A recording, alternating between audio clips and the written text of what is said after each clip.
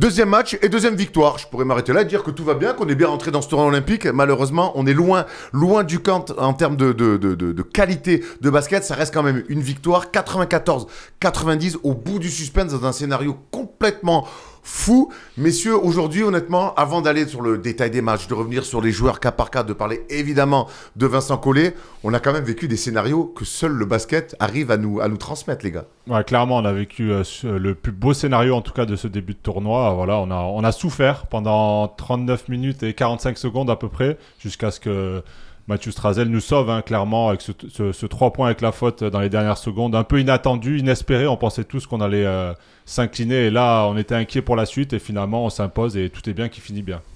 Ouais, c'est ça, on est passé à un moment où on se dit on va insulter cette équipe de France, se dire qu'on va se faire sortir par la petite porte, qu'on va pas aller à Paris jouer à Bercy, à justement un petit peu d'espoir, mais bon, l'espoir il reste mince, donc ouais, ça fait beaucoup d'émotions, mais c'était cool. On aura l'occasion de revenir un petit peu sur le match. En tout cas, c'est sûr que cette fin de match et ces derniers instants, cette prolongation, c'est vraiment haletant.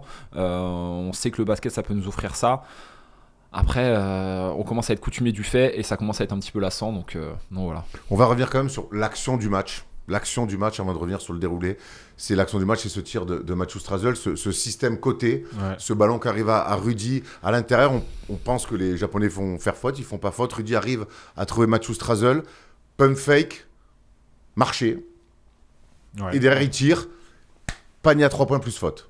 Ouais. Et là, c'est une explosion incroyable. C'est un tir de très très haut niveau d'un mec qui avait pas joué qui avait starté le premier match face au Brésil, qui avait joué 3 ou 4 minutes à peine et qui n'avait pas revu le terrain et qui va sortir ce tir, le tir de sa carrière. Et Dieu sait qu'il en a mis des gros. Ouais, il a dit que c'était le tir de sa carrière juste après.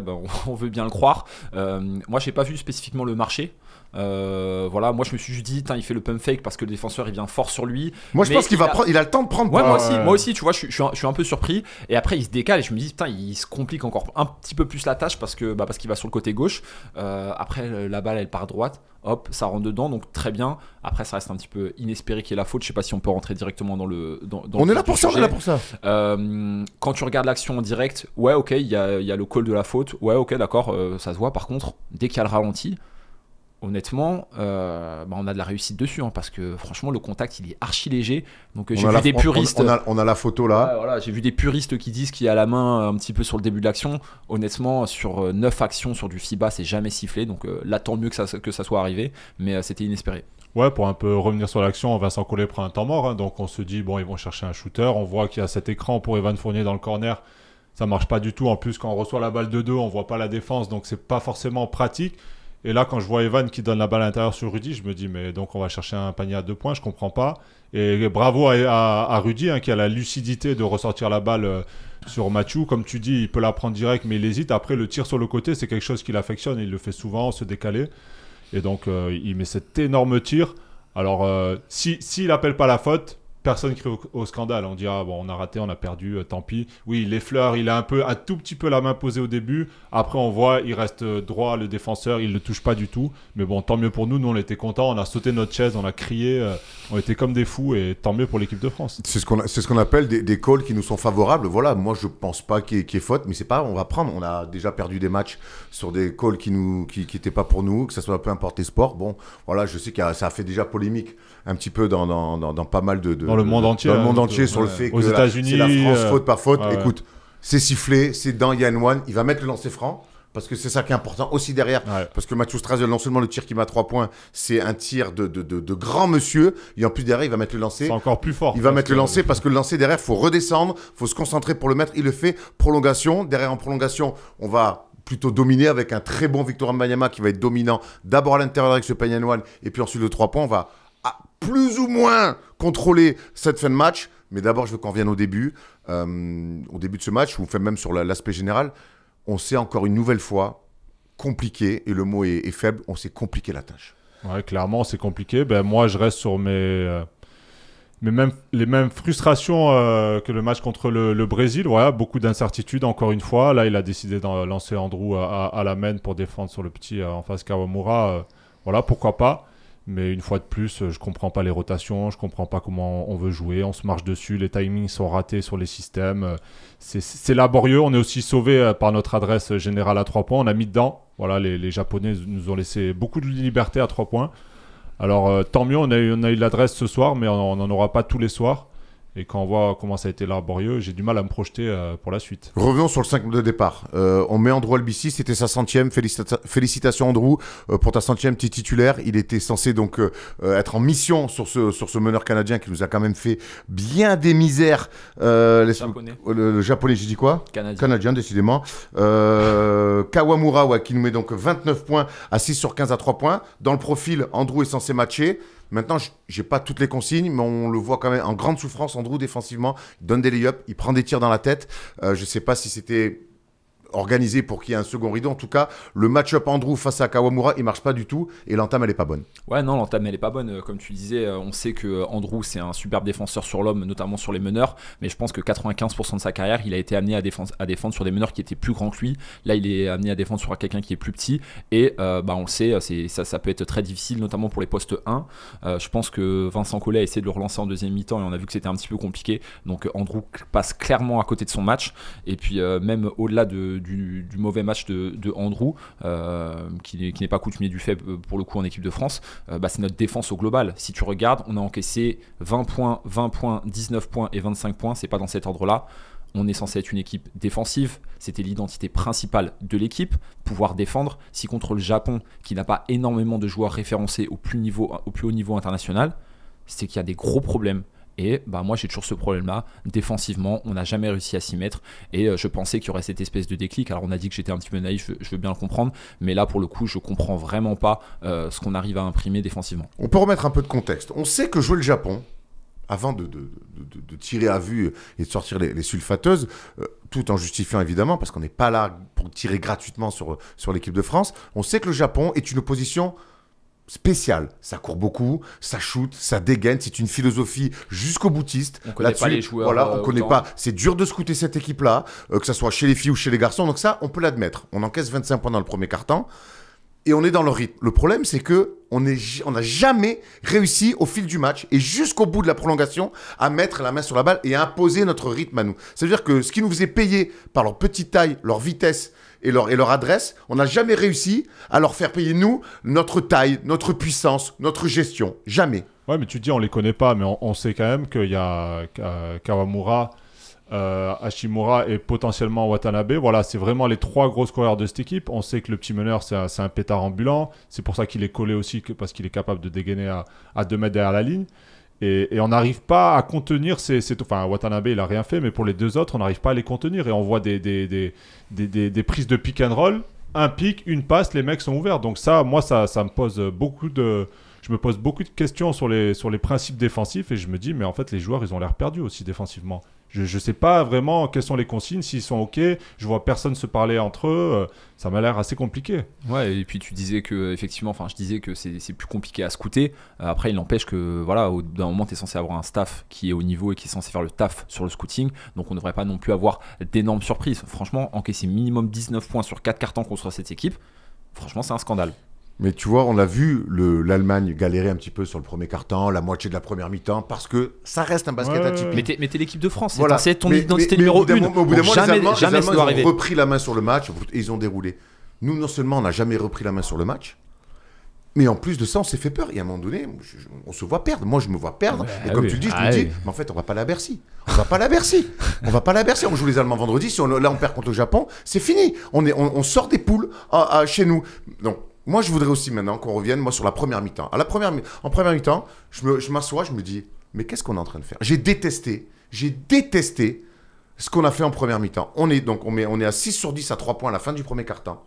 On rentre dans un jeu qui va parfaitement aux Japonais. C'est-à-dire qu'on ne défend pas peu, que sur les pick and roll, au lieu de les agresser, de les obliger à driver sur nos grands pour arriver en second rideau, puisqu'on joue grand, puisqu'on insiste encore avec Victor et Rudy, poussons ces petits meneurs rapides, ces petits ailiers qui ont de la dextérité à aller mettre des lay-ups avec des grands de 2,15, 2,18, 2,20, à mettre des contres. Nous, qu'est-ce qu'on fait ? Sur pick and roll, on fait drop coverage. Donc, c'est-à-dire, pour ceux qui n'ont pas le truc, c'est on donne des tirs. Et vram, et on se fait massacrer là-dessus. Mais comment c'est possible ? Comment c'est possible qu'en jouant le Japon, on se dit, tiens, notre réponse, ça va être d'être plus adroit qu'eux et de tomber dans un concours à 3 points. Expliquez-moi Expliquez-moi, c'est toi qui as joué en pro, qu'est-ce que j'ai raté? Non, mais moi, je suis un peu comme toi, je suis dubitatif. J'arrive pas à comprendre les défenses sur pick and roll. Tu te dis, il reste à plat, ça veut dire qu'il leur donne le shoot. Moi, j'ai envie de voir les arrières de l'équipe de France agresser les joueurs, les prendre limite à milieu de terrain et les forcer à driver, comme tu dis, les ramener sur Wemby, les ramener sur Rudy. Voilà, imposer notre défi physique. Là, moi, je trouve qu'on est trop propre. Voilà, je trouve qu'on manque de dureté, d'être un peu sale, voilà, comme les Espagnols savent faire, comme les Grecs, mettre un peu des coups bas un petit peu, voilà, truquer, tout ça, on sait pas faire. Nous, on est très propre, on se fléchit, on accompagne. Le seul moment où on a défendu fort et on a été agressif, un peu en suragressivité, ça a été ce troisième quart-temps contre la Serbie, où Batum et Fournier ont agressé. En prépa. En prépa, bien sûr. Sont jetés sur les gens. Et tout de suite, ça nous a donné des contre-attaques, de la course, parce qu'on sait que les bonnes défenses amènent aussi de l'autre côté de la confiance, de la course, des paniers faciles. Et ça, on l'a pas en ce moment. Ça, Arthur, encore une fois, de la course, il y a une fois un jeu rapide où Gershon va trouver Rudy sur un dunk plus la faute, mais encore une fois, on a très peu de transition. On ne court pas. Ouais, non, très peu de transition. Alors, moi, je vois plusieurs explications. J'ai l'impression qu'on a tellement, entre guillemets, d'initiateurs de jeu que dès qu'on prend le rebond, écoute, on y va, on n'essaye pas de lever la tête et on essaye d'y aller, chacun d'y aller, de poser son dribble pour voir ce qui se passe. Et finalement, tu as raison, on n'a aucun jeu rapide, donc j'ai pas les stats, mais je trouve que c'est criant. Moi, je voudrais revenir sur quelque chose par rapport à l'aspect un petit peu plus global du match, et on va peut-être aussi venir du coup un petit peu sur le coaching. J'ai vraiment l'impression qu'il n'y a pas de hiérarchie claire. Et qu'est-ce que ça amène ? Ça amène que en fait, tout le monde a envie de rentrer d'abord personnellement dans son match. Pourquoi ? Parce qu'on ne se repose pas sur des systèmes, on ne se repose pas sur une cohésion, sur un esprit en attaque et sur des fondamentaux collectifs. Du coup, tout le monde a envie de rentrer dans son match, et si on ne rentre pas dans son match, on a tout de suite un match qui est compliqué. Gershon, il arrive à bien rentrer dans son match, Wemby aussi, chacun son tour, et je trouve que du coup, on n'arrive pas à retrouver un petit peu cette âme d'équipe de France. Alors, je l'ai dit tout à l'heure, avant tout, ça devrait être défensif. Ok, donc ça on peut revenir, ça peut être individuellement, ça peut être collectivement, ça peut être au niveau du coaching staff, mais aussi offensivement. Donc franchement, les matchs, en fait on n'arrive pas à se projeter sur une poursuite de tournoi, sur un match contre l'Allemagne, tant en fait on n'a rien. Non, on n'a pas de leader en fait, il n'y a personne, il n'y a pas un mec au bout d'un moment sur qui on se dit dès qu'on a un rebond on lui passe et on court. Non, ça n'existe pas, tout le monde peut monter la balle, dès qu'il y a un rebond, on se regarde un peu, tu la prends, je la prends, non, les grands ne courent pas. Ah oui, mais ça on en parle de... J'ai marqué donc ce qu'on appelle outlet. Quand on prend un rebond, c'est la première passe pas, de relance. Victor ne court pas, Rudy ne court pas. Et quand ils courent les deux, ils courent dans l'acte, ils se marchent dessus, ils se regardent. Ah, tu vas à l'écran? Non, c'est moi. Et donc, on n'a aucune course, aucun panier facile. Rien n'est clair. Il y a une scène dans le match où on prend un rebond et c'est Franck qui remonte la balle. Et il y a Pascal Donnedieu qui monte sur le banc. Il y a le plan de la caméra qui est au ras du terrain. Et tu vois Pascal Donnedieu qui se lève du banc et qui fait comme ça. On marche parce que personne ne sait ce qu'on joue, personne ne sait ce qu'on fait. On revient donc, tu as raison, à ces rotations-là. Moi honnêtement, on est encore dans le tournoi, certes. Moi l'attitude de Vincent Collet m'inquiète complètement. Les rotations de Vincent Collet sont illisibles. Des mecs qui startent, qui jouent plus ensuite, des mecs qu'on refait après, qu'on refait jouer, des mecs qui jouent la première mi-temps, qui rejouent plus de la deuxième mi-temps, des mecs qui jouent pas en première, qui startent la deuxième. C'est illisible. On peut... Alors, Vincent Collet, il a ses diplômes, il est coach de l'équipe de France. Nous, on est des journalistes, on regarde. Mais j'ai du mal à croire que ça soit quelque chose d'établi, que ça soit un plan établi. C'est illisible. Et si c'est illisible pour nous, je me mets à la place des joueurs, et ça revient à ce que tu dis, mais c'est illisible pour eux. Moi, alors, après le premier match, qu'est-ce qu'il a dû dire à Mathieu Strasel? Bravo, il a eu une réponse de champion. On va revenir dessus parce qu'il ne met pas que le premier tir à 3 points. Dès sa rentrée, il met des choses. Qu'est-ce qu'il va dire aujourd'hui à Mathias Le Sort? Qu'est-ce qu'il va dire à Mathias Le Sort aujourd'hui? Qu'est-ce qu'il va dire à Bilal? Qu'est-ce qu'il va dire à Bilal? Qu'est-ce qu'il va dire à Isaiah Cordier? Qu'est-ce qu'il va dire à Isaiah? Il y a plein de trucs. Effectivement, moi j'ai l'impression qu'il y a une espèce de consensus. Enfin, je sais pas, tout à l'heure je disais qu'on s'est pris des coups de pression pour parler de certaines choses dans l'émission. En fait, quand tu prends le 5 majeur du premier match, le 5 majeur du deuxième match, tu as l'impression que, ok, Mathieu, il n'a pas été bon sur le premier match. Allez, boum, on prend une décision. Il n'a pas été bon, hop, il passe sur le banc, on met Andrew. Il n'a pas été bon, ça n'a pas fonctionné. Là, j'ai l'impression qu'il y a une récurrence et des choses qui ne fonctionnent pas depuis le début de la préparation. C'est l'association entre Gobert et entre Victor Wembanyama. On le sait, on voit, c'est flagrant. Je ne sais pas si c'est complètement appuyé par les stats ou non, mais en tout cas, c'est flagrant, c'est visuel. Pourquoi on prend des décisions lorsque c'est le poste 1 et pourquoi on ne prend pas des décisions fortes lorsqu'il s'agit de cette association sur le terrain. 31 minutes, Victor Wembanyama, 27 minutes, Rudy Gobert. Donc c'est une association majeure. 45. C'est énorme. C'est énorme. Sur 45 minutes de temps de jeu. C'est énorme, mais ça doit, comme je le disais lors de la preview, ça doit être sur certains moments, mais ça ne doit pas être notre base. Là, c'est trop compliqué. On le voit. Moi, quand je vois Victor, fin de premier quart-temps, fin de deuxième quart-temps, qui est à 3 points dans le corner là-bas, mais c'est pas là qu'on veut le voir. C'est pas là qu'on veut le voir. Et honnêtement aussi, c'est la première fois de ma vie que j'ai vu Victor frustré. Victor, pas dans son match. Frustré, il l'a déjà été. Mais là, je l'ai vu pas dans son match. Et ça a été dur. Il a des ressources mentales qui sont incroyables. On le sait tous, on va pas revenir dessus. Il a réussi à se remettre dedans, notamment sur la prolongation. Mais franchement, moi j'ai vu un Victor que j'avais jamais vu dans le fait d'être gêné, dans de la frustration, et je suis sûr que cette association c'est pas pour rien. Moi je vais le dire, j'ai pas aimé le match de Victor. J'ai pas aimé le match de Victor, en partie dans la manière dont on veut l'utiliser et dans la manière où lui aussi par moments s'est comporté, mais parce que j'ai senti beaucoup d'incompréhension aussi chez lui. Il y a son début de match où je pense que les 3 premières attaques, c'est lui qui a la balle pour les finir quasiment. La première, c'est Rudy qui feinte le high-low, qui va mettre un lay-up, qui va rater d'ailleurs. Mais derrière, c'est les 3 ballons, les 3 attaques sont pour Victor. Donc en fait, on est lisible au possible. Derrière, à le faire jouer 4, on sait que c'est un gourmand, qu'il aime bien dribbler, qu'il aime bien shooter. Il refuse pas grand-chose, il est trop fort pour ça. Mais donc je pense que le faire jouer 4 autant que ça, ce n'est pas l'aider. Ce n'est pas l'aider. Et je trouve quand on va le servir aussi poste bas, il a refusé de jouer parce que finalement, on attendait maintenant que les extérieurs pour aller prendre des tirs à 3 points. Et on était encore une fois ultra lisible. Donc, je l'ai trouvé parfois un petit peu nonchalant. Il a oublié quelques rebonds. Il y a 2 fois sur des seconds rideaux. Il doit être là. Il ne l'a pas été. J'ai pas aimé le match de Victor, mais je l'ai senti aussi agacé par ce qui se passe. On sait que c'est un cérébral. Et à un moment donné, il doit regarder autour de lui. Il doit se dire, mais qu'est-ce qu'on fait? Qu'est-ce qu'on joue? Alors maintenant, il a que 20. Et n'oublions pas qu'il a que 20 ans. Et ce soir, j'ai trouvé que oui, Victor a fait, entre le début de match qui est plutôt bon et la prolongation où il est excellent, j'ai vu un joueur qui avait 20 ans, avec un potentiel, mais j'ai vu un joueur qui avait 20 ans. Ouais, je suis d'accord, on l'a vu. On a vu de la frustration sur le banc, on le voyait, il n'était pas dans son attitude. Moi, il sort, il fait moi. Il ne veut pas sortir et tout.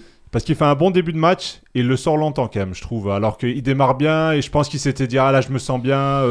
Je suis vraiment bien dans mon match. En plus, pour le coup, lui, il peut jouer 4, il peut jouer 5. Donc, tu peux le laisser. Il a les cannes pour jouer 40 minutes, même s'il faut. Donc, tu peux le laisser. Il sort beaucoup. Et comme tu dis, je pense que... Je ne sais pas s'il prend vraiment beaucoup de plaisir. Alors oui, c'est les JO. Je pense qu'il prend du plaisir parce qu'il y a une énorme ambiance. C'est l'équipe de France. Mais au niveau basket, je sens aussi qu'il est frustré. C'est pour ça que parfois, il se fait des petits plaisirs. Voilà, il prend la balle, il fait ses step back, il a envie de jouer. Mais je sens qu'il est un peu perdu sur le terrain comme tous les autres, quoi. Et donc, ça engendre de la frustration. On a vu ses stats quand même. Il a rempli la ligne de stats et en prolongation, il met 8 points. Il est très bon. On va accélérer le fil du match un petit peu. Fin du premier quart-temps, donc 32-25. Quand je vous dis qu'on est dans un rythme qui ne doit pas être le nôtre, 32-25 pour l'équipe de France. Entame du deuxième quart-temps, 0 point marqué pendant 2 minutes 45 et on va marquer sur un dunk tout seul de Mathias Le Sort, donc c'est pas sur un système. Donc déjà, très tôt dans le deuxième quart-temps, on commence à être encore une fois lu sur le système. Je sais pas si vous la voyez cette action où Isaiah Cordini prend passage en force sur cette espèce de système que je supporte plus. C'est la remontée là, qui est longue, l'ailier là, qui fait une espèce de grand curl pour arriver à 45 très haut. Et là, les Japonais le lisent, il est trappé et il prend passage en force. Ouais. Ça veut dire que les mecs qui font vidéo sur nous, ils savent exactement ce qu'on va faire, le temps que ça met. Les mecs, ils nous attendent. Vas-y, viens, gros, remonte. Allez, on peut le trapper. On n'arrive toujours pas à avoir ces entrées de système court. Là, sur cette entame de deuxième quart-temps, on est surlu. C'est du Victor à souhait. C'est des systèmes où on a énormément de temps à se mettre en place. Et pour le coup, les Japonais passent même devant, 42-40. Là, c'est une première alerte. C'est une première alerte déjà dans le match. Et ensuite, là, c'est Mathieu Strazel qui rentre. Et là, bravo champion. Bravo champion, parce que Mathieu, il sort quand même d'un match où il start, ça se passe pas bien, terminé. Là, il rentre, il met 2 pantons, et on met un 7-0 à cette équipe-là, et on repasse devant. Mais déjà là, Thomas, c'est une alerte, et on n'arrive toujours pas à se rassurer dans le jeu. Non, on ne peut pas se rassurer parce qu'on ne sait pas qui va jouer, on ne sait pas sur quoi on va jouer, on ne sait pas où on veut jouer, on ne sait pas comment courir, on ne sait pas où se placer. Moi, honnêtement, j'hallucine quand je regarde les matchs. J'ai jamais... En plus, on a regardé les 2 matchs avant eux. Voilà, c'est un basket totalement différent qui est proposé. J'ai l'impression que ça va durer comme ça tout le tournoi. Alors, peut-être que c'est une technique, j'en sais rien. Peut-être c'est une façon de jouer. Écoutez, moi, si ça gagne comme ça et que ça va jusqu'en finale, je prends. Mais j'ai pas l'impression que... on va pouvoir passer l'écart en jouant comme ça. Ouais, non, c'est sûr. Et puis surtout, il faut qu'on voit par rapport à l'opposition. Au début, je me suis dit, allez, on est les équipes françaises, on a toujours tendance à s'ajuster au niveau. Là, je n'ai même pas l'impression qu'on s'ajuste au niveau des Japonais ou au niveau des Brésiliens. Je pense que là, actuellement, avec les formes de jeu qu'on a, c'est notre niveau et on n'est pas capable de faire bien plus. C'est super intéressant, je trouve, ce que tu dis sur l'entrée de Mathieu. Il rentre après un match qui est compliqué. Et en fait, tu as l'impression qu'il est rentré parce que le joueur qui était avant lui sur le terrain, je ne sais pas qui c'était, était pas bon. Bon, bah, on va mettre quelqu'un d'autre. Mais on va mettre Mathieu pour voir s'il est bon. S'il est pas bon, bah, on va faire rentrer encore un autre joueur. Pareil pour les ailiers, pareil pour les postes 4. Je parlais de la cohésion et de l'équilibre des forces.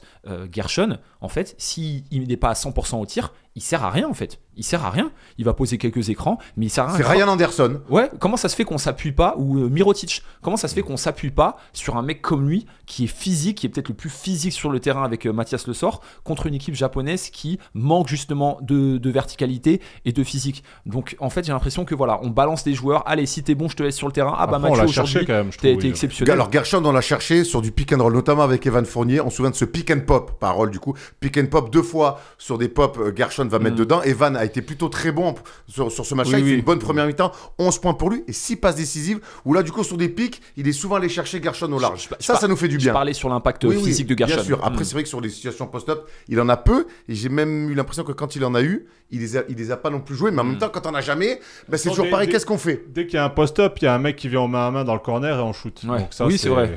On fait tout le temps ça, donc je comprends pas trop l'utilisation. Mais non, Gershon a été très bon. Il joue pas beaucoup. Il joue 17 minutes. Je crois qu'il met 13 points, quelque chose comme ça. Ouais. Et donc, il joue 18. Après, je pense à un casse-tête pour Vincent Collet, les rotations à l'intérieur, parce que ils sont bons. Mathias, il est bon en première mi-temps, je trouve bien. Il ne rentre pas de la deuxième mi-temps. Donc après, comment l'expliquer? Il doit être très frustré lui aussi. Heureusement, il y a la victoire au bout. Et c'est pas le seul, Cordinier, on va pouvoir y revenir dessus aussi. Il fait une très bonne première mi-temps. Dans l'énergie, il apporte des solutions. Un bon tournoi. Ouais, il met un lay-up, il met un 3 points. Voilà, je le sens très bien. Et là, tout d'un coup, Bilal qui n'a pas joué la première mi-temps, dans le 5 majeur, qui joue 11 minutes d'affilée quand même. C'est énorme. On y arrive. Donc Bilal qui n'a pas joué toute la première mi-temps, il prend 11 minutes d'affilée. Ça me rappelle Ilé Okobo face au Canada à la Coupe du Monde qui avait joué 12 ou 13 minutes d'affilée et qui avait été dans une panade totale face à Shai Gilgeous-Alexander sans qu'on l'aide. Voilà. Là, c'est Bilal qui start et on met Nicolas Batum sur Rui Hachimura, parce qu'on l'a pas dit, Rui Hachimura fait une très bonne première mi-temps. Le meilleur reste à venir, et le pire aussi, heureusement pour nous. Mais Rui Hachimura, on a du mal pour l'instant à le contrôler. En fait, quand on part aussi avec Victor et Rudy, on se dit qu'il y a Rui Hachimura sur un poste 4, qu'on va souffrir au large. C'est exactement ce qui se passe. Ouais, clairement. Ouais. Il a ce choix fort de mettre Nico en deuxième mi-temps pour le stopper. Et Nico qui fait du bon boulot. Après, on sait que voilà, on le voit en NBA, les Lakers, il est capable de mettre des gros shoots. Le but, c'est de le freiner un petit peu. Mais il fait quand même du bon travail, Nico. Mais il nous a fait très mal jusqu'à ce fait de jeu. Il y a une situation, là aussi, tu vois. Il y a une situation 2 fois la même sur un flare pick pour Rui Hachimura. On se fait avoir, il met 2 filoches d'affilée. Boum. Et heureusement derrière, alors il fait une antisportive sur, je sais plus qui est la première, sur le coup d'épaule sur Mathieu Strazel peut-être ou non, sur Franck.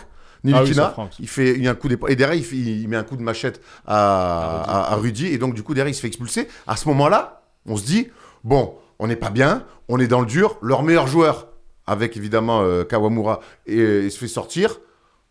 Ça va rouler. Et en fait là, on plonge encore plus. On plonge encore plus. Ouais, on plonge encore plus. Effectivement, je pense qu'on s'est tous dit ça. On s'est dit, allez hop, boum, le meilleur joueur qui saute. Ça va faire peut-être comme Alvarado au premier match. Non, parce qu'une nouvelle fois, on n'a pas de base. En fait, là, je sais même pas quoi te dire. On n'a pas de base de jeu. On sort un des mecs les plus athlétiques et les plus physiques de leur équipe. On n'arrive toujours pas à avoir des paniers proches de la raquette. En fait, on n'a rien. Quand on se retrouve, pas quoi dire. Quand on se retrouve, il y a beaucoup, tu vois, on a dit que Bilal n'a pas joué de la première mi-temps, il joue 11 minutes d'affilée en deuxième. Il y a un mec qui, par rapport aux intérieurs japonais, qui vont nous faire du mal. Hein. Hawkinson va vraiment nous faire du mal sur du pick and pop. Bon match, dur au mal. La défense sur Victor, elle va être belle. Le contre de Watanabe, le frère sur Rudy, magnifique. Là, on se dit que finalement, jouer ces grands joueurs de NBA qui sont moins dans le combat que ce qu'il peut y avoir en Europe, bon, ça marche pas. On a des mecs sur le banc. On pense évidemment à Mathias Le Sort qui va jouer 0 minutes en deuxième mi-temps. Et pendant ce temps-là, Hawkinson, à la machette, au combat, ce qui n'est pas la qualité première de Victor. On l'a vu, il a essayé, mais Victor, il a des grandes qualités. Mais à un moment donné, Hawkinson, moi j'étais devant l'écran, je dis, mais envoie-lui Mathias sur la poire, envoie-lui Gershon sur la poire, qu'on puisse répondre un peu au combat. Et non, Mathias n'a pas joué du deuxième quart-temps, de la deuxième mi-temps, et on a morflé tout le long sur de l'impact physique.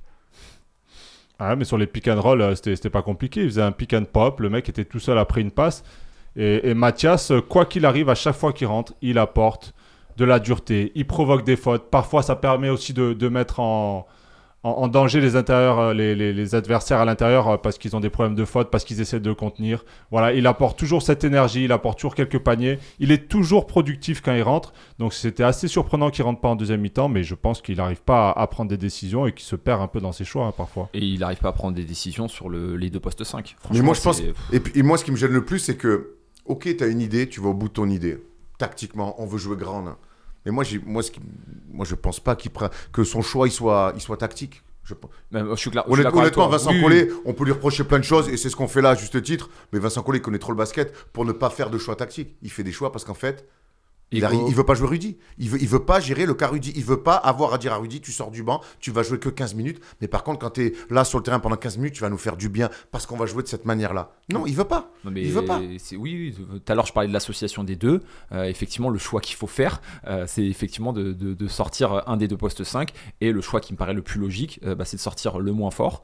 En l'occurrence, Rudy, tu laisses Wembanyama poste 5. Si tu veux les assembler sur le terrain, c'est 2, 3, 4 minutes, 8 minutes par quart-temps de temps en temps. Et puis sinon, tu sors. Alors, effectivement, j'ai pas les échos de vestiaire, je sais pas ce qui se passe, je sais pas si Rudy est difficile à gérer, la relation qu'il a avec le reste du groupe ou autre. Mais en tout cas, moi, je te rejoins complètement. Pour moi, c'est forcément un choix de pas blesser l'ego de Rudy et de pas le faire sortir. Enfin, je sais pas ce que t'en penses, Thomas. Au Canada, alors il est un petit peu blessé. Jamal Murray sort du banc.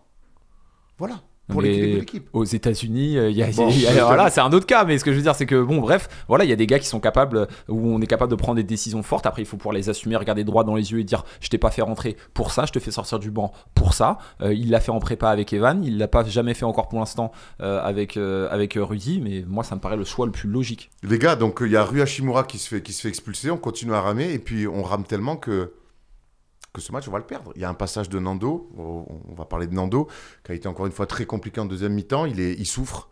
Il souffre avec des pertes de balles, avec une faute sur un tir à 3 points.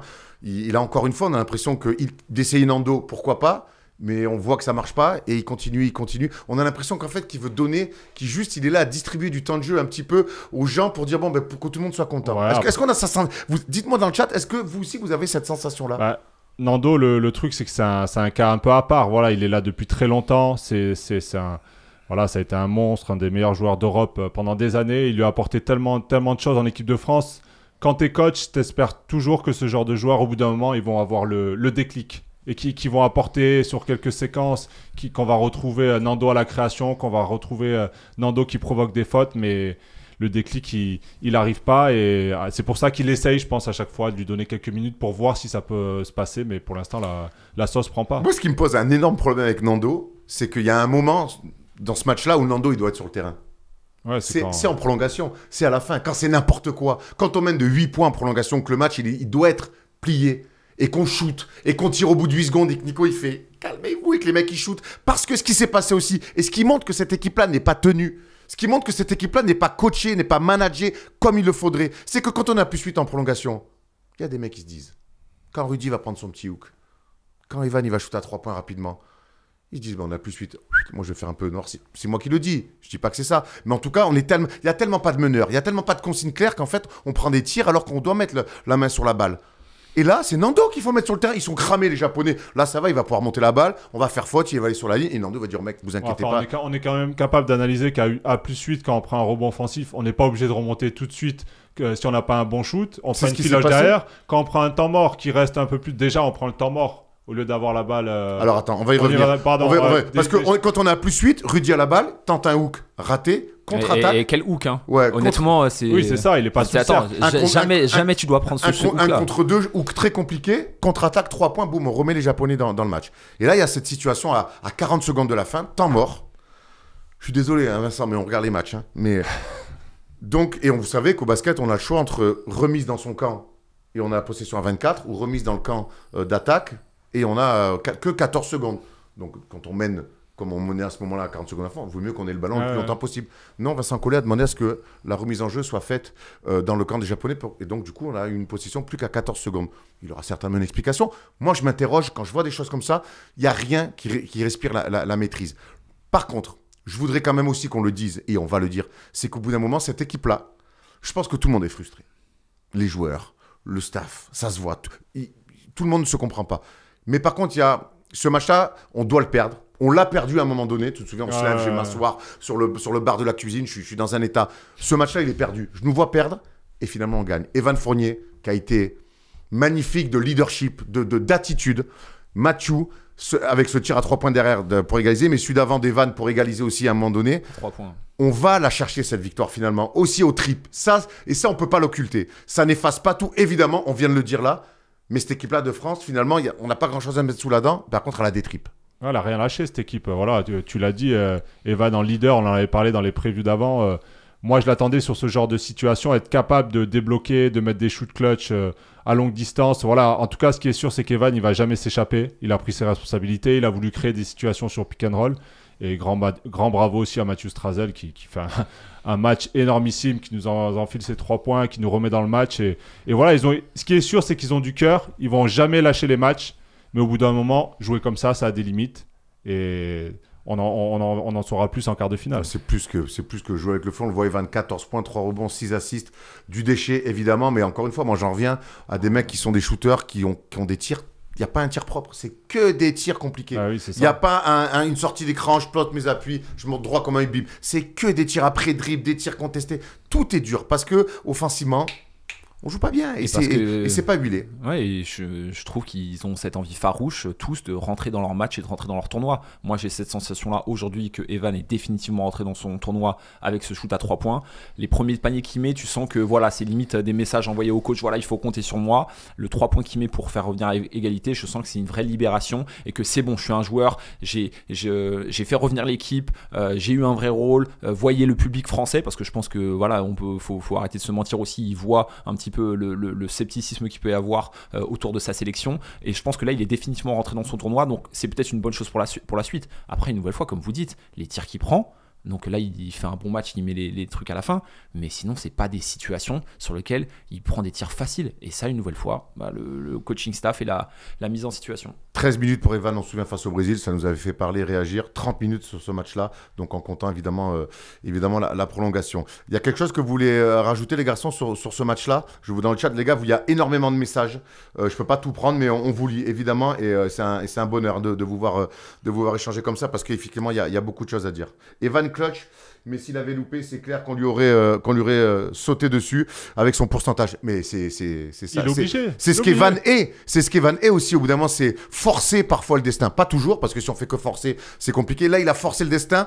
Son destin, je te rejoins complètement, et le destin de l'équipe de France aussi. Comme Mathieu l'a fait. Si Mathieu, le tir qu'il prend après le step back, sur son dribble de côté, son side step, il le rate, on dit il aurait dû le prendre avant. Après, c'est ça le jeu. Ouais. C'est ça le jeu. Non, mais il est obligé, Evan, parce qu'il sent que dans l'équipe, finalement, on manque de ce que faisait Nando avant, on ne peut plus le faire. Du coup, on l'a vu, appeler la balle, monter la balle en tant que leader. Et en gros, Mathieu allait dans le corner et appeler les pick and roll parce qu'il veut prendre cette responsabilité de créer du jeu, de prendre les grosses décisions. Et voilà, ça nous a réussi aujourd'hui. Même s'il a eu pas mal de déchets, on va avoir besoin de lui à ce niveau-là. En tout cas, on a gagné. Ça fait 2 victoires. Ça fait une qualification. On sera sûr d'avoir un quart de finale à Bercy avec cette équipe de France-là. C'est là aussi la bonne nouvelle de la soirée. On essaie de prendre aussi ce qu'il faut prendre. C'est comme ça que ça fonctionne. On a énormément souffert. On va se retrouver avec cette équipe de France-là vendredi prochain. 21h15, ça 21h face à l'Allemagne qui s'est imposée assez largement face au Brésil, même si le Brésil s'est pas mal accroché, mais finalement sur la fin ils sont imposés de 13 points. On aura une preview de ce match-là, les gars, mais je sais pas si vous serez là ou si on sera là en même temps, mais comment vous voyez cette rencontre-là? Rapide, parce qu'on a beaucoup de choses à voir derrière. Écoute, ça va être un match de la muerte. Le truc, c'est que cette équipe de France est tellement imprévisible que tu vois, demain on perd de 20 points où on gagne le match sur un super finish avec de la maîtrise, je serais pas étonné. Tellement on n'a aucun indice et tellement on n'a rien à se mettre sur la dent, aucune garantie. Tu crois de la maîtrise encore? Non, je dis qu'on peut en avoir sur un match. Ça m'étonnerait pas, tu vois. Ça m'étonnerait pas. Mais on peut aussi perdre de 20. Hein. Moi, c'est le premier gros test contre une équipe qui est potentiellement top 3 de cette compétition. Donc, on va avoir un bel indice sur le niveau auquel on joue en ce moment. Et je pense que ça va être un énorme test. Là, on va en savoir plus après ce match. Encore plus, en tout cas. Il y a beaucoup de commentaires, je vous lis les gars, je vous dis, les mecs qui disent les gars, il faut dire que Vincent Collet parte. On est en plein milieu d'une compétition, on ne fera jamais ça. L'année dernière, on a fait un débat avec Thomas où on n'était pas d'accord, d'ailleurs, après la Coupe du Monde, quand la France était sûre d'être éliminée. Il y avait certes des matchs de poule, mais on était sûr que la France était éliminée. On a eu un débat autour de Vincent Collet. Thomas avait opté pour un changement.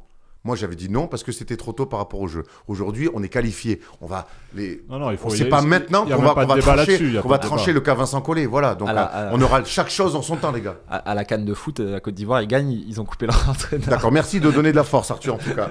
Voilà. Merci, les gars. C'était passionnant. Cette équipe de France, on le rappelle, on les retrouve vendredi face à l'Allemagne pour savoir qui sera premier de ce groupe C. Ce groupe C, il me semble, C ou B, je ne sais plus. De ce groupe, de ce groupe B. Et puis surtout, la bonne nouvelle, c'est que la France est qualifiée, donc il y aura forcément un quart de finale à Bercy. Voilà, maintenant on va parler des autres matchs, parce qu'il y a aussi du très bon basket et des belles choses à raconter.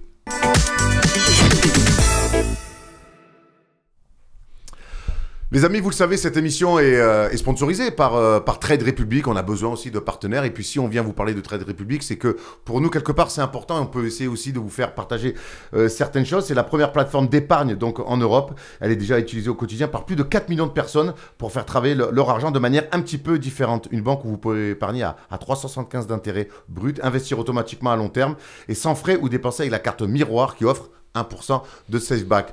Je vous le dis comme ça fait un petit peu brut, mais samedi, il y aura un représentant qui a un ancien basketteur derrière qui viendra nous expliquer un petit peu tous les avantages dont on peut vous faire profiter.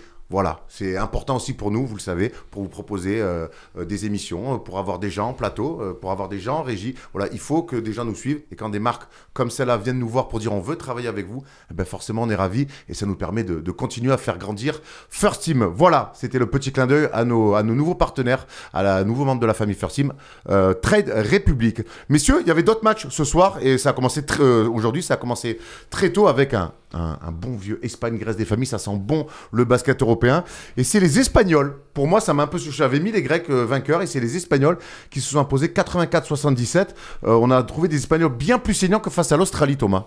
Ouais, clairement. Après un démarrage très difficile, hein. Les Grecs ont très bien démarré avec Yanis et Papagiannis qui ont un peu mené la danse. Aldama a maintenu son équipe à flot en marquant 10 des 12 premiers points de l'Espagne. Et la rentrée de Sergio Llull a tout changé, hein, clairement. Il a ramené du peps, de l'adresse à 3 points, créé du jeu. Il est en grande forme, hein, Sergio Llull, sur ce début de tournoi. Il a les cannes, il mène son équipe. C'est vraiment un grand leader. Et voilà, les Espagnols qui jouent quand même mieux au basket à l'arrivée. Si on peut aller un peu sur les Grecs, on a toute la nuit. On a vu que l'association Calates World Cup, ça fonctionnait pas tant que ça. Et là, on peut voir que Sloukas leur manque énormément. Ouais, complètement. Calates, il a fait un match qui était très difficile aujourd'hui. Et lors du premier match, c'était il est à l'hosto, il a pris un coup dans les côtes, il a fini à l'hôpital. Ok, bon. Non mais c'est vrai, c'est une info, c'est important de le dire pour la suite du tournoi. Ok, Fernandez aussi qui s'est fait la cheville. Qui s'est fait la cheville. Et au premier match, c'était World Cup. Qui a dit ça? Qui a dit ça? Pas de ça ici, pas de ça chez nous, messieurs. Premier match, c'était World Cup qui avait été un peu dramatique. Il n'est pas dramatique la World Cup? Le premier match, enfin bref, oui, si. Pour moi, il est pire au deuxième match qu'au premier. Voilà, c'est chaud, il est dans le trou. Hein. Tu vois son visage, il peut pas mettre. C'est slip-up, c'est pas World Cup. Pour revenir sur le match, écoute, la Grèce, il joue surtout autour de Yanis. Yanis, je le trouve en mission. Mais on sait que c'est un gars qui donne toujours tout, même en NBA. Sauf que là, on est sur un format où si tu vas aller chercher une médaille, tu vas devoir jouer 6 fois. Et je le trouve dans l'optimisation de chacun de ses mouvements, tellement il donne tout en attaque et en défense. Combien il y a de situations où il va mettre un double pas alors qu'il aurait pu aller au dunk, mais il s'applique pour pas utiliser trop d'énergie, pour vite redéfendre. Je le trouve en mission, franchement, je le trouve incroyable. Et en fait, il prend encore plus de place que à Milwaukee. Donc voilà, par contre, le seul truc, c'est que le casting qu'il y a autour, ça reste un petit peu limité. Papagiannis, il a été pas mal sur le premier match. Là, c'était un petit peu compliqué. Et Monaco, ils l'ont signé. Qu'est-ce qu'il est soft. Il va se faire insulter sur le banc.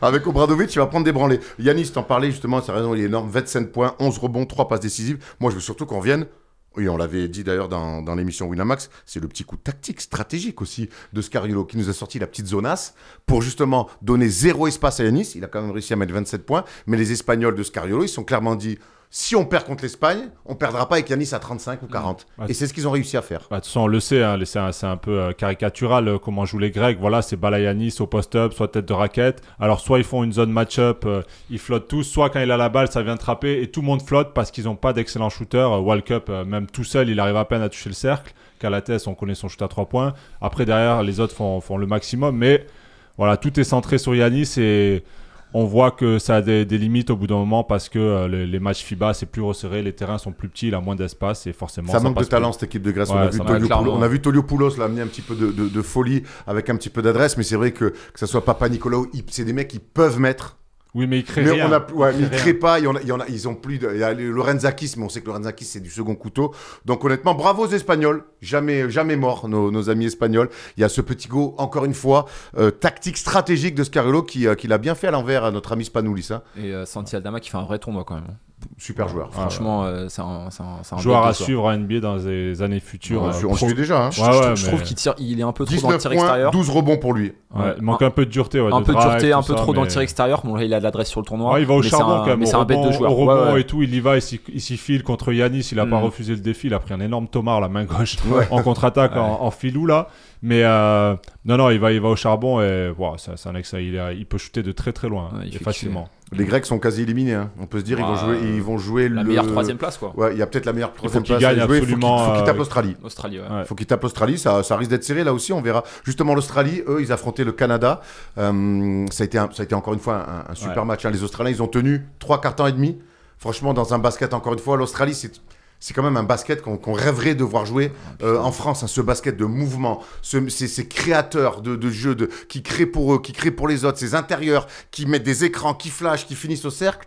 Ah non, l'Australie, je dis ça, ils ont perdu 83-93, mais ils ont quand même... la manière. Ils ont quand même regardé le Canada longtemps dans les yeux. Ouais, mais avec quand tu prends l'effectif pur, c'est clair qu'il surperforme en quelque sorte. Pat Mills, il est assez vieux, le gars il est toujours au top. Jack McVeigh, là, le gars qui jouait à Houston à l'époque, il sort un petit peu nulle part. Le gars il taffe, il est en catch and shoot, il est bon. Leur intérieur, comment il s'appelle Landale, le gars il se transforme. Pour l'instant, c'est un des meilleurs pivots du tournoi. Ouais, c'est un des meilleurs pivots du tournoi, sauf que c'est un joueur de second parce qu'il a des ballons. Parce qu'il a des ballons. Mais ce que je veux dire, c'est que tous les gars, ils surperforment via un collectif qui est huilé, qui est propre, avec des formes de jeu. Et ça roule, en fait. Roule. Et nous, comme tu dis, on rêverait d'avoir ça. Pourtant, on a bien plus de talent qu'eux. Hein. Vas-y, mon gars. Non, ça a été un énorme match du début à la fin, franchement. Bravo d'abord aux défenseurs extérieurs canadiens qui ont complètement muselé Patty Mills. Hein. Pourtant, il en a fait des efforts, des feintes de shoot. 8 points, 2 sur 10 au tir, 1 sur 5 à 3 points. Je crois qu'il perd 4 ou 5 ballons aussi. Vraiment, et ils ont tout donné sur lui. En plus, ils se relaient. Ils en ont des spécialistes défensifs sur les bas arrières. Et Shai en plus qui prend 2 fautes rapidement, mais c'est pas un souci parce qu'ils ont du talent. Nembhard, Jamal Murray, RJ Barrett qui fait un match énormissime du début. De la première à la 40e minute, il apporte tout du tir à 3 points, de la défense, du shoot, de la transition. En plus, il joue poste 4, donc il a l'avantage de vitesse. Et après, si on peut parler peut-être un peu du point faible des Canadiens. T'en avais beaucoup parlé, Erwan, en preview. C'est vrai que je l'avais pas trop vu comme ça, parce que je me disais Powell, Birch, tout ça, ça peut un peu faire la maille. Et finalement, déjà, c'est des mecs qui jouent pas dans leur club quasiment. Powell, il a pas beaucoup joué cette année. Et c'est vraiment des big men typiques NBA, pas très forts au sol, plus dans les airs. Sauf que Powell, il décolle plus beaucoup. Birch, voilà, c'est pas. C'est quiche en fait. C'est un peu quiche. On est méchant. Et du coup, il souffre énormément, même face à Landale, qui est pas non plus immense, mais qui va au charbon. Ils se font bouffer à l'intérieur. En plus, ils jouent avec RJ Barrett au poste 4, voilà, qui se donne à fond, mais ça reste un peu limité au niveau de la taille. Et Olynyk qui est pas du tout rentré dans son tournoi encore une fois. Donc ça peut être la limite, en tout cas pour les Canadiens, pour aller viser le plus haut possible. Les Canadiens gagnent aujourd'hui, mais ce que j'ai vu déjà, c'est que Shai fait 2 fautes rapidement. Que mine de rien, le fait qu'ils aient fini Dort et Dillon Brooks à 5 fautes, alors même si Dort lui a mis de l'impact, mal sifflé, hein. mais en tout cas, Je sais pas s'ils sont mal sifflés, moi. Franchement, sur les 2 matchs, il y a trop de fautes où, franchement, moi, Y a rien. je siffle. Ouais, je siffle pas. Moi, je vois, ils sont tout le temps, ce qu'on appelle, ils ont tout le temps les mains là. Ça, c'est quand Après, t'es un athlète Brooks, comme ça. quand il est dans l'excès. Ouais. là, sur Ouais, la non, montée. il a bref. mis, Après, moi, en tout cas, j'ai eu du mal sur ce début de match, certainement que les 2 fautes de Shai très tôt, parce qu'on conduit très tôt, c'est au bout de 2 minutes 30. Ah oui. Donc en fait, j'ai l'impression que ça leur coupe un peu le rythme et j'ai eu du mal à trouver cette espèce de rouleau compresseur défensif. Alors crédit évidemment aux Australiens, à Josh Giddey qui est exceptionnel. Il y a ce basket de mouvement en permanence qui du coup est compliqué aussi à défendre. Mais j'ai eu du mal à trouver ce rouleau compresseur un petit peu canadien défensif qu'on a l'habitude de voir depuis maintenant la Coupe du Monde. Et surtout, plus que jamais, sur ce tournoi, j'ai vu que il gagne parce que Shai revient et que Nembhard fait le taf et que même Jamal Murray qui est dans le dur va mettre un tir important. Mais par contre, dessous, c'est un vrai souci pour eux. Ils ramassent. Ils ont souffert au rebond tout le match. Et pour qu'il aille chercher Khem Birch au fond du banc en disant bon, vas-y, tonton, essaie de me filer 3-4 minutes un peu correctes parce qu'on est en train de prendre la grêle, je pense que ils sont passés. Mais pour la suite, quand sur des quarts, demi, finale, ils risquent de morfler là-dessus, vraiment. Ouais, non, bah, je te rejoins complètement. Moi, je les avais mis, on avait fait un espèce de power ranking jeudi dernier, je les avais mis 2e derrière les États-Unis. Alors là, certes, ils sont un groupe de la mort qui est compliqué avec beaucoup d'opposition, mais j'aurais vraiment pensé qu'ils auraient dominé la poule et dominé les 2 premiers matchs de manière bien plus importante. Alors ouais, il y a une espèce de shy dépendance. Il y a Dillon Brooks qui est excellent parce que franchement, il se fait huer et tout, mais c'est bête de joueur. C'est un bête de joueur. Le gars, il est tout seul, il met ses paniers, il défend dur, il est concentré. Franchement, c'est un joueur qui fait kiffer de fou. Mais je pensais qu'il y aurait plus de maîtrise, bien qu'ils aient pas toutes ces armes à l'intérieur. Donc écoute, on va voir sur les derniers matchs. En tout cas, le format du tournoi fait en sorte que chaque victoire, chaque point marqué est important. On va essayer de voir ce qu'ils vont donner sur le dernier match, quoi. Messieurs, on a fait le tour pour le basket 5-5. On va tout à l'heure faire une petite pastille 3-3. Je vous donne le programme quand même de demain. Porto Rico, Espagne. C'est en filles, il me semble. Oui, c'est ça. Le matin, c'est filles. Ouais, Porto Rico, Espagne demain matin. Chine, Serbie. Et ensuite, l'après-midi, c'est les garçons. Porto Rico, Serbie. Bon, on va voir si Alvarado joue parce qu'il s'était fait une vilaine entorse. Et États-Unis, Sud-Soudan, les retrouvailles de ce match incroyable qu'on avait pu vivre à Londres il n'y a pas si longtemps que ça. Donc, et puis les États-Unis qui nous ont fait surtout forte impression. Et les Soudanais qui ont gagné leur premier match aussi. Sud-Soudanais, pardon. Donc, c'est 2 équipes qui ont gagné leur premier match, qui se retrouvent là. Juste une petite parenthèse sur le Sud-Soudan. On a l'info qui est sortie. Depuis 4 ans, c'est l'UOLDING qui finance de A à Z cette équipe-là. En fait, l'UOLDING, c'est la Fédé. On adore ça quand même. C'est avec l'argent des Lakers. C'est les belles histoires. C'est avec l'argent des NBA, l'argent des Lakers. Mais on s'en fout avec quelle oseille. Il n'a pas réinvesti dans la drogue. Il est réinvesti dans une équipe qui a été créée il y a 4 ans et qui se retrouve aujourd'hui aux Jeux Olympiques. Non, mais l'histoire est magnifique. L'histoire est magnifique, ouais, effectivement, c'est sorti. Franchement, c'est des superbes belles histoires. Pourquoi ? Parce que le pays, comme tu dis, il est très jeune. Je crois qu'il a 13 ans. Et on sait que ça passe par des structures. Ça passe par contacter les joueurs, entretenir des bonnes relations, faire en sorte que les gars ils fassent leur passeport, etc. Et qu'ils puissent s'entraîner. Et déjà, la qualification l'année dernière, je pense que c'était inespéré. Là, le fait qu'ils puissent gagner, qu'ils puissent mettre leur drapeau tout en haut, c'est une bête d'histoire. Et je pense qu'il y a beaucoup de joueurs, beaucoup de Lillois demain qui vont les supporter. On y croit demain au Sud-Soudan face à Team USA. On va voir les cotes, justement, demain de Winamax. Évidemment que la cote, elle va être très faite. Donc, on peut peut-être jouer avec le code FT10. Vous le savez, vous vous inscrivez, vous tapez FT10 et vous êtes remboursé d'une petite somme d'oseille si vous vous inscrivez pour la première fois sur Winamax. 1,76 donc avec plus 30, donc ou moins 30. Si le Sud-Soudan prend moins 30, 1,70, voilà, il y a peut-être un petit coup à faire. Voilà, j'espère qu'ils vont s'accrocher. Sur les meilleurs scores. On peut aller aussi sur les meilleurs scores, il y a plein de petits combinés à faire. Ouais, moins 30, moi j'y vais à moins de 30 quand même. J'espère qu'ils vont s'accrocher, qu'ils vont tout donner, qu'ils vont nous régaler, qu'ils vont donner un défi physique aux Avengers comme ils ont fait en prépa. Ça sera demain soir, 21h, et tout de suite après le match, on se retrouvera ici d'ailleurs en live avec le retour de Thomas. C'est qui demain soir ? C'est moi. C'est toi, Tutur. Très bien. On a fait le tour du 5-5, mais le basket, c'est pas fini parce que ce soir commençait le 3-3 filles et garçons. On en parle tout de suite. On a beaucoup d'attentes pour nos filles et nos garçons en 5-5, mais on a aussi beaucoup d'attentes pour nos garçons et nos filles en 3-3. C'était le début ce soir. Ça a commencé avec les filles face à la Chine. Et les filles, elles sont imposées. Elles ont perdu, inclinées en prolongation après un scénario compliqué. Un match qui nous a beaucoup frustré, Thomas. La gestion de fin de match, elle nous a pas fait rêver. Ouais, entame très difficile pour les Françaises qui font figure de favorites, enfin parmi les favorites en tout cas sur ce tournoi, mais l'équipe de Chine qui est une très bonne équipe aussi, elles prennent un 8-1 d'entrée, après elles arrivent à revenir à les Françaises, elles font une entame. Elles prennent un 8-1 d'entrée, donc ça fait très mal, surtout sur du 3-3, c'est des matchs très courts de 10 minutes, très intenses, donc il faut s'employer pour revenir dans le match. Elles ont fait le nécessaire, elles sont revenues à égalité, le match est parti en prolongation, et en prolongation, elles ont craqué avec un choix assez douteux de Guapo. Qui prend un tir compliqué, qui a voulu absolument jouer la gagne, parce qu'on sait qu'alors les règles en 3-3 en prolongation, c'est la première équipe qui marque 2 points. Donc forcément, des fois, le jeu, c'est d'essayer de marquer tout de suite un panier à 2 points pour en finir. Sauf que là, elle a refusé un peu un lay-up, elle a fait une feinte et finalement, elle s'est rapprochée pour prendre un tir à 1 point à un pied. Donc c'était pas le meilleur choix à faire. Et de l'autre côté, la joueur chinoise qui marque face au cercle à 2 points, qui envoie une énorme bricasse et ça rentre à la planche. Voilà, victoire des Chinoises en prolongation. Donc mauvaise entame de tournoi pour les Françaises. Rien n'est fini. Il y a des longues phases de groupe et elles tout. Vont se rattraper. Rien n'est fini. Elles ont quand même fait un bon match face à des Chinoises ultra gaillardes. On a vu que sur la durée, on sait que c'est une équipe qui a beaucoup de cœur. Non, c'est le démarrage qui les tue. C'est une équipe qui, sur la vitesse, sur la durée d'un match, elle fatigue les équipes. Là, les Chinoises, à la fin, elles tiraient la langue. Mais bon, elles perdent malheureusement sur cette prière qui tombe sur la planche et qui tombe dedans. On est avec vous, les filles. Il faudra réagir. Les garçons, ça a été un petit peu mieux. Mais pareil, eux aussi, ils ont dû s'employer face à des Polonais. Pas d'humour, les Polonais. Bien gaillards, bien durs. Mais les Français, finalement, ils leur ont fait à l'envers sur ce tir à la fin du soulier. Ouais, pour ceux qui n'ont pas l'habitude de regarder le 3-3, c'est un sport très physique. Déjà, il n'y a pas de match facile. Les matchs vont très vite. Il faut bien rentrer dans les matchs, sinon, après, tu peux vite être embêté. Ils ont ce joueur là de 2m15. Vache, du côté polonais. Un quin roux chauve, mon gars. Par contre, il y a une règle. Quand on fait 2m15, qu'on n'est pas très élégant, qu'on est chauve, tu sais de quoi tu parles. Barbu quin roux, on laisse les cobies aux autres. Voilà. Quand on fait plus de 2-10, on laisse les cobies aux autres. En tout cas, il nous a fait mal le grand rouquin de Pologne à l'intérieur avec sa patte gauche. Mais les Français, ils n'ont rien lâché. Ils sont partis dans le combat, dans le défi physique. Et voilà, c'est allé. Il me semble que c'est Dussoulier, c'est ça qui. C'est ça.